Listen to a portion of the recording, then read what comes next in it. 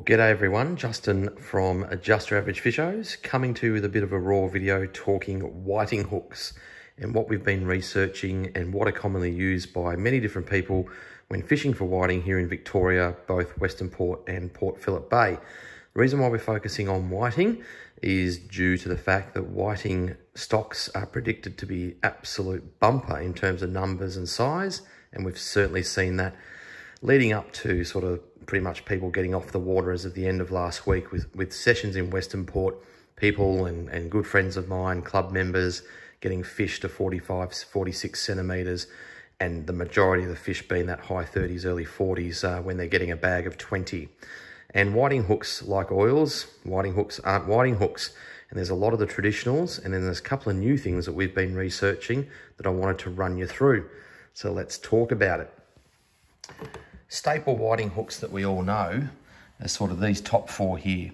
And starting from left to right, the good old Gamakatsu Shiner, which is a wide gate, almost a little bit like a circle hook in a size 6. The newer fly hook, it's actually a fly hook, but the C10Us, Gwayne Blake and the Frogley's rep Jerry Morseman, love these. G'day Jerry and Gwayne, how are you? The worm hook, both in size 6 and size 4. A standard Gamakatsu circle, octopus circle in size 6, and the standard octopus in a size 4. Now, the octopus size 4 is actually the hook on the left there, and on the right is a circle in size 6, and you can actually see they're pretty much the same size, except you're obviously getting the circle point on the right-hand side. Now, some of your die-hard fishers will just go, look, I use a long shank hook because it works. I can rig a bass yabby to it. I can also, put a big mussel on it.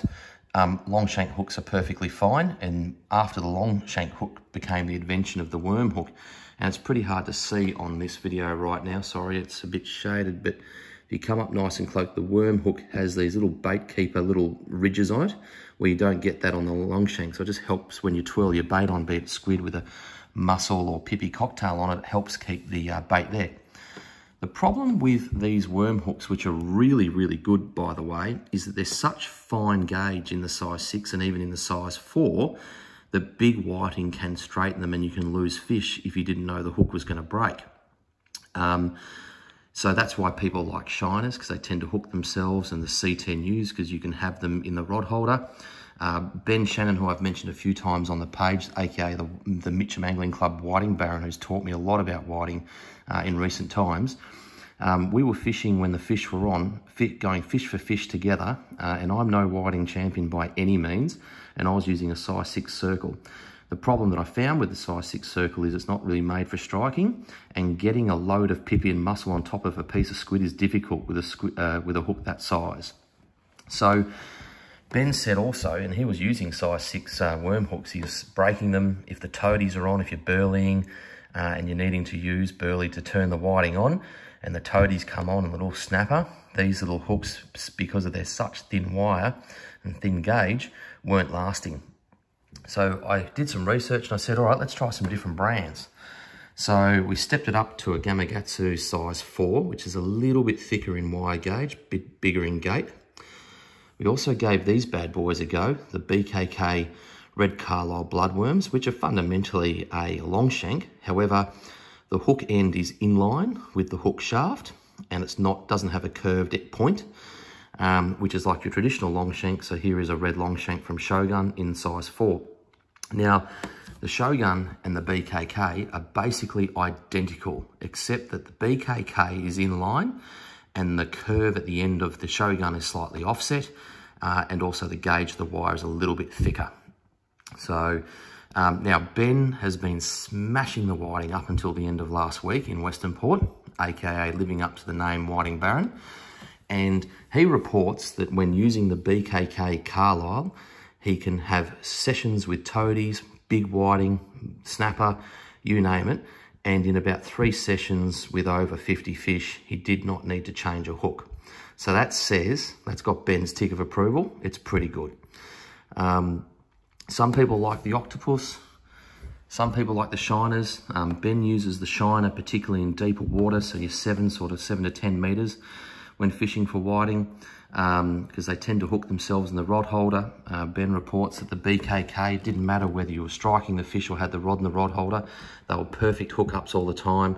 And the nice hook length, you could rig a bass yabby or a really good piece of squid and mussel together, which tends to be the requirement in Western Port Bay, where you can just use plain squid or a pippy, whatever you like on the smaller fish. They're less fussy in Port Phillip Bay. I really like the C10Us for when the fish are a little bit more finicky. Ben's playing around with those at the moment. Again, finer gauge, nice little hook, tends to force the fish to be able to bury the hook down a little bit further with a whole bait. If they're a bit more timid, you can still strike with that hook. Common hook used by Jerry and Gwayne Blake, and of course they're gun fishers and do very, very well. So I think that any of these hooks will do you fine, okay? It doesn't matter which one you use, but if you are using the finer gauge hooks, you will need to replace them in sessions when the toadies come on.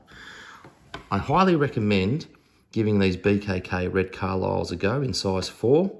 Particularly on the advice of Ben, and a 25 pack is going to cost you somewhere between $11 and $15 at different outlets and online. Very, very cheap. 25 pack, can't go wrong. But of course, Gamakatsu, world Japanese trusted name. Good selection of hooks there for both timid fish, deep water fish, and just regular fishing in, say, 3 to 5 meters in both bays. The Shogun, I think that might be starting to get a little bit thicker in the gauge for hookups. You can also step up to the worm hook, still a very thin gauge compared to the others. What we're basically doing at the moment is having a hook off with the Gamakatsu worm size 4 versus the BKK Carlisle size 4. And we'll report that back as we find out more information. So, talking whiting hooks with Just Your Average Fishos. If you want to rig any of these, we've been using both the Complete Angler brand Icon 10 pound and 15 pound leader with great success. I'm also a massive fan of the Jinkai Premium, which not a lot of shops stock, in both the 12 pound and the 16 pound. Works very well. And we rig these with just an extended paternoster rig, and if we're fishing shallow, we tend to use the 10 pound. If we're fishing deep, we'll use 15. Some of those smaller hooks, though, like a worm size 6 hook, you won't necessarily get 15 or 16 pound through. So you need to be around that 10 to 12 pound. When we're using copolymer leaders with the Jinkais and the Icons, they're not fluorocarbons. Don't need it. Plus the copolymers are a bit thinner. So there you go. Talking whiting hooks with Just Your Average Fishos. Hope that's been helpful, and we'll get some more vids up soon. Also, more information coming up shortly on our Just Your Average Fishos live webcast show. It's going to be a big one. We'll give you plenty of notice for how to log in and how to join. We're about to get that underway. So look forward to speaking with you soon. Hope you're all doing okay, and looking forward to giving the whiting a bash with some of these wonderful Gamakatsu and BKK hooks. Cheers.